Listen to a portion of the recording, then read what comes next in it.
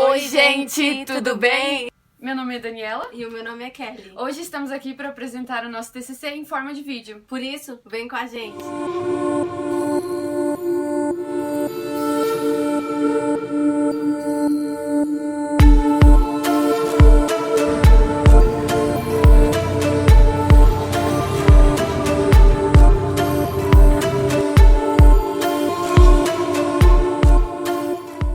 O tema do meu TCC é o sujeito carregado pela língua. E o tema do meu é desamparo psíquico em imigrantes brasileiros que residem em Portugal. E o meu tema ele fala sobre o estrangeiro e como sobre a língua interfere no sujeito. E o meu tema fala como o processo de imigração interfere no sujeito, causando o sofrimento psíquico, no caso, a angústia e o desamparo.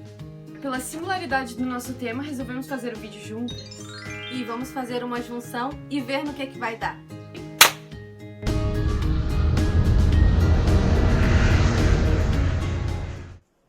Oi gente, tudo bem? Eu estou aqui para responder ao questionário Adivinha Minha História? Quem eu sou? Meu nome é Ana, tenho 29 anos. Olá pessoal, tudo bom com vocês? Gente, eu não falo bem português, por isso espero que me entendam. Meu nome é Kim Hyun-soo e minha idade é 25 anos.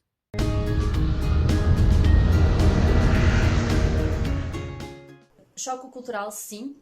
Barreira linguística, não, por eu já conviver e já conhecer a maior parte das palavras da língua. Então, barreira linguística não, porém, na comunicação, a comunicação, por vezes, não era tão eficiente quanto no meu país de origem, porque mesmo eu conhecendo e já convivendo com pessoas do país para o qual eu me mudei, né? Eu percebi que existe uma diferença de comunicação. Enquanto eu estava no meu país, eu não senti essa diferença. Porém, quando eu me mudei, eu notei que as pessoas realmente não tinham conhecimento, no caso da minha língua, da maneira como eu falava, a interpretação que elas tinham da maneira em como eu me expunha era totalmente diferente se eu estivesse falando com uma pessoa do meu país. Em relação ao choque cultural, sim, em quase todos os âmbitos, a nível político, a nível de conduta, de comportamento, de vestimenta, de alimentação, praticamente tudo. Na verdade, eu morava em muitos países. Tipo, primeiro eu fui para Espanha, Inglaterra e Portugal, Brasil. Paraguai também. Então, Portugal. As mulheres são muito bonitas. Meu Deus, muito cremosas. Olha, portuguesas e brasileiras também. Estrangeiras têm olhos grandes. Eu não sei como explicar em português. Nossa, muito cremosas. Vocês entendem essa palavra? Cremosas. Meu Deus, gente. Meu sonho é casar com uma estrangeira. Isso é primeiro. Choque cultural. No Brasil, gente, nossa. Um dia eu fui para um parque que se chama Ibirapuera, em São Paulo. Aí muita gente tava fumando maconha à frente de polícia. Gente, isso é errado. Mas a maioria dos brasileiros falam que isso é normal no Brasil. Ó, até agora eu não entendo. Comidas são muito oleosas, gostosas.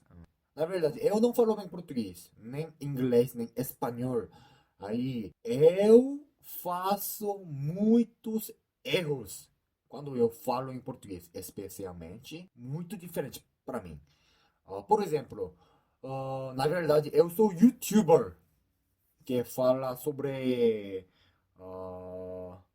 cultura coreana e diferenças das culturas entre Coreia, Portugal e Brasil.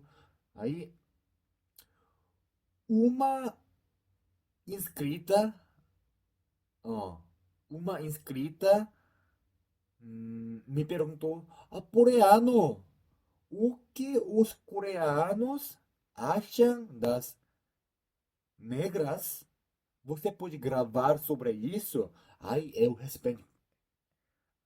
E eu respondi para ela, claro! A gente não tem preconceito para pretas. Preta, gente. Aí eu não sabia que essa palavra é muito agressiva, ó, antigamente. Aí ela me xingou. O quê? Preta? Nossa, você é muito preconceituoso. Eu não sabia. Ó, eu pedi desculpa, mas ela me xingou, gente. Aí. Outra coisa. Foi muito difícil para namorar com uma estrangeira. Sinceramente. Por causa da língua. Quando a mulher estrangeira está muito brava, ó, por causa de mim. Às vezes, elas entendem errados o que eu falo. Eu não sabia essa palavra gostosa. Aí, ó, um dia eu falei, nossa, você é muito gostosa.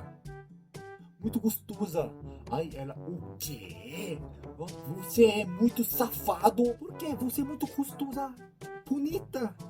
Cremosa. Oleosa. Cheirosa. Você entende? Eu achei que gostosa, ó, significava bonita ou linda. Aí ela ficou muito brava. Aí depois eu não sabia como explicar. Sempre, quando eu brigo com estrangeira, eu paro de conversar. Porque eu tenho medo de fazer outros erros.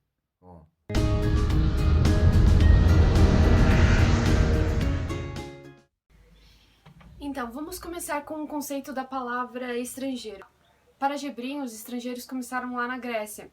Os gregos usavam a palavra logos para representar língua, e essa palavra também significa razão. Então eles acreditavam que a língua grega era a única que se falava no mundo. Quando chegavam os estrangeiros, então pessoas que não falavam a língua grega, eles eram considerados bárbaros ou incompletos humanos. Então aí a gente vê a chegada do estranho e, consequentemente, do estrangeiro. Nisso, implica e acarreta um choque cultural, né? Porque a transição para uma realidade totalmente diferente pode trazer uma ameaça que, no caso, pode elevar a vulnerabilidade do sujeito, né?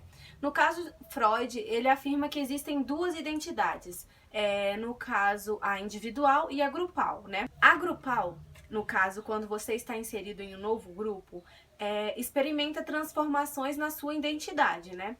A perca do sentimento de pertença também pode proporcionar uma condição de impessoalidade. Por isso, o choque cultural pode ser aceito positivamente ou negativamente, e isso é constante, pois existe uma mudança intensa que pode acarretar em um comprometimento tanto nas áreas emocionais, intelectuais ou psíquicas.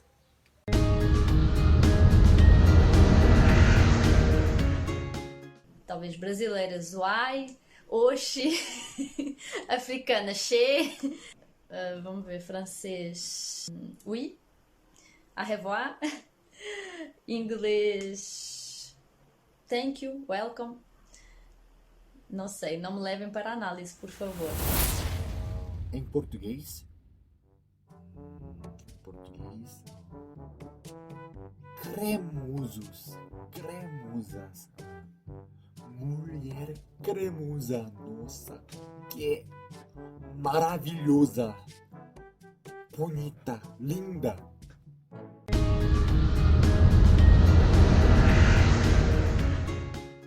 Então, Saussure ele coloca a língua como uma resposta caótica de dois planos, o das ideias e o dos sons.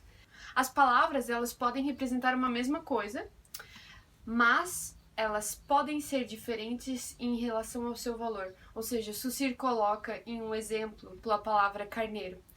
Em inglês, carneiro é sheep, para designar o animal.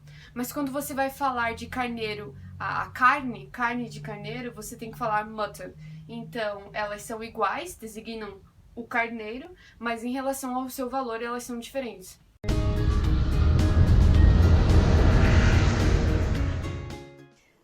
Então, confesso que quando eu regressei para o meu país de origem, foi um bocadinho difícil. As pessoas me confundiam pela maneira como eu falava, as pessoas me confundiam, achando que eu era de outra nacionalidade. E sim, houve situações que eu me senti estranha. Eu me senti um pouquinho como se eu estivesse realmente entrando em um país que não era o meu, sendo que eu estava no meu próprio país. Foi algo estranho, sim. Quando eu voltei para a Coreia, eu esqueci muitas palavras em coreano. Mesmo que eu, olha, sou da Coreia. Eu nasci aqui, mas eu fiz muitos erros quando eu falava em coreano. Assim que cheguei em Coreia. E cultura, nossa, cultura coreana. Asiática, a cultura asiática é muito fechada, honestamente. Eu não consigo respirar quando eu moro na Coreia. Por exemplo, Coreia é um país muito pequeno, por isso tem muita competição. Muita competição. Aí, mesmo que a gente ganha mais dinheiro do que Brasil ou outros países, mas a gente não fica feliz. Ah.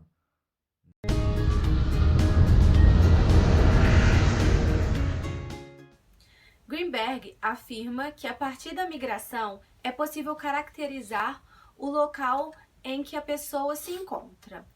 A pessoa passa a ser tratada como emigrante por aqueles que ficam no lugar de onde ela partiu e passam a ser tratadas como imigrantes por aqueles do lugar para onde a pessoa foi.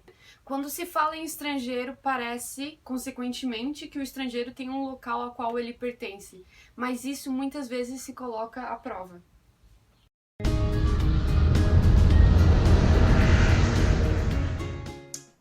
Conforto, segurança e tranquilidade. Chato. Eu quero sair daqui. Eu queria sair daqui desde criança, desde bebê, desde eu estava na barriga da minha mãe, gente. Eu acho que nasci errado.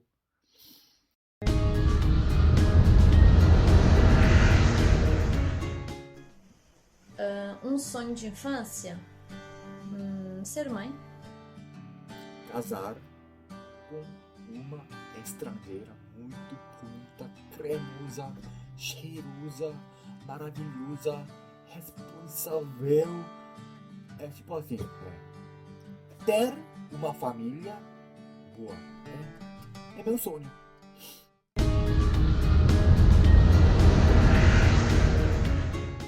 Para Freud, a palavra desamparo surge no estágio de recém-nascido, na fase de recém-nascido, né?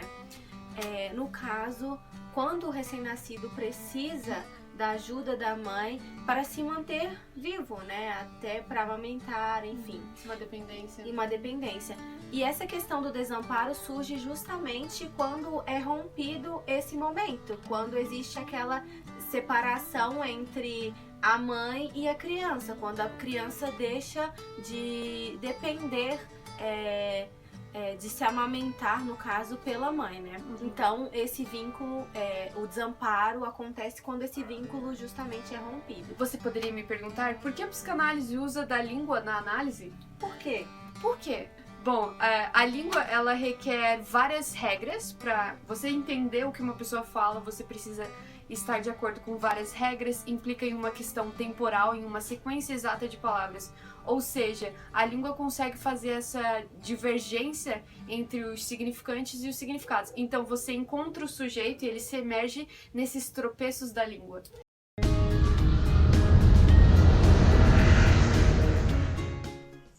O que eu mais sentia falta quando eu estava fora do meu país de origem era da minha família e da comida típica, né, aqui do meu país.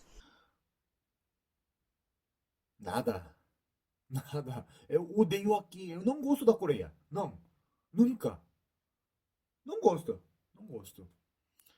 Mas uma coisa que eu estava com muita saudade é meu sobrinho.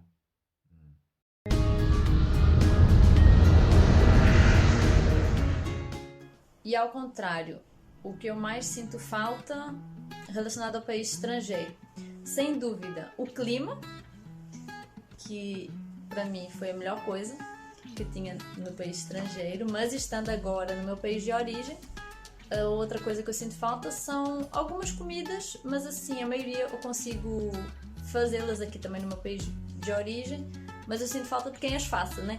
E do teimoso do meu sogro, da minha jararaca da minha sogra e da minha cunhada chata, que ficaram no país estrangeiro. Mulheres, gente, nossa. Olha, não sou muito safado, mas mulheres são muito diferentes, muito diferentes. Estrangeiras, portuguesas, por ser brasileiras, pelo menos vocês pagam o que vocês comem. É muito justo, gente. Nossa, é muito maravilhoso. Esse jeito é muito top, top. Comida. Porque comida coreana é tudo picante, tudo picante. Sempre eu estou com dor de barriga, gente. É quase obrigação comer comida muito picante aqui na Coreia. Todo mundo tem que comer bem comida picante. Não sei, é cultura.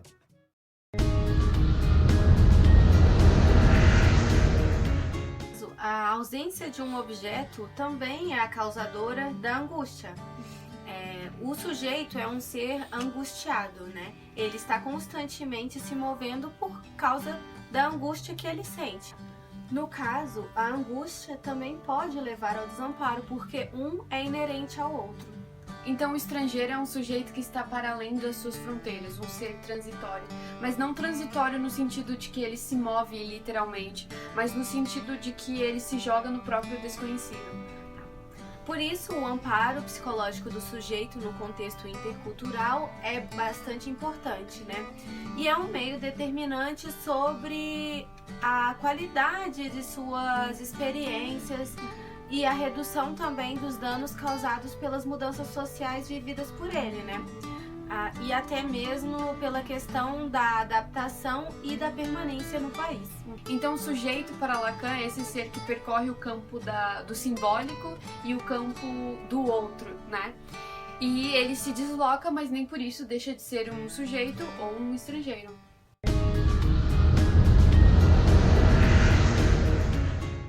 Então, eu vivi durante 7 anos no Brasil. Eu sou portuguesa. Eu tive muita dificuldade em relação em como eu me expressava e como as pessoas me entendiam. Isso foi uma grande dificuldade. Outra grande dificuldade que eu tive foi ao jeitinho brasileiro. É algo que não consegui me adaptar. A gente aqui assim tem o pensamento: o que é certo, o que é errado. Não existe jeitinho para conseguir o que a gente quer. Ou a gente leva por um caminho correto ou então não leva. Claro que hoje, infelizmente, as pessoas por estarem a olhar cada vez mais para o seu umbigo, hoje a cultura aqui também se transformou um pouco. Mas, mesmo assim, no Brasil, essa questão do jeitinho é muito assim... tem uma dimensão muito grande, né? Porque as pessoas querem ver mudanças, mas não se querem deixar ser a mudança. Eu sempre fui independente, tirei a minha carta de motorista cedo, tinha carro, tinha casa, e quando cheguei lá percebi que o país não me oferecia essa facilidade de adquirir esses bens materiais, fora a falta de segurança que eu senti assim que eu cheguei na cidade onde eu estava. Outra coisa também que eu tive um choque assim na hora que eu cheguei lá na cidade onde eu vivia, em relação à limpeza. As ruas são muito sujas e aí é aquela parte que entra. A política não tem nada a ver com isso. isso aí é uma coisa que parte da base, né? Parte de uma educação que, no caso, não existe. Não estou a falar que é assim no Brasil inteiro, mas foi uma coisa que eu detectei ali na cidade onde eu estava. E é triste, eu não falo isso com orgulho ou com desdém, mas sim porque eu gostaria que as pessoas tivessem uma capacidade, né, de entender que elas estão fazendo mal para o seu próprio país, para o seu próprio lugar de habitação. Eu estive lá de passagem, mas elas estarão lá talvez uma vida inteira. Sucessos, por causa da falta de conseguir emprego na cidade, era muita coisa era através de conhecimento, de pessoas, como se diz aí, de peixadas. Então eu tive dificuldade de achar trabalho e por isso eu tive que aprender a me reinventar. E comecei a trabalhar por conta própria em casa e descobri alguns talentos, como na confeitaria, que me deram alguns sucessos nessa área. E todas essas dificuldades, tanto essas que eu falei atrás, quanto outras também que eu não mencionei, me fizeram, na realidade, amadurecer, né? Me ensinaram valores incalculáveis e eu cresci bastante. E pronto, essa é a minha opinião, essas foram as respostas ao questionário. Obrigada. Bom, sendo estrangeiro em outro país, é preconceito. Quando eu vivi em Portugal e Espanha, Inglaterra, eu sofri muito preconceito dos asiáticos. É muito difícil. E sou asiático. Eu acho que uma diferença grande entre Europa e América Latina é todo mundo acha que somos muito tímidos e arranjar um emprego sendo asiático, isso é muito difícil. Enfim, muito obrigado por tentar entender meu português horrível. Enfim, tchau, gente. Beijo.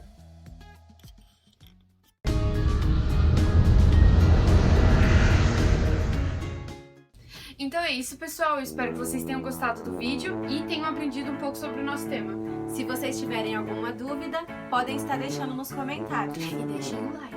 E ative o sininho. E sigam a gente nas redes sociais.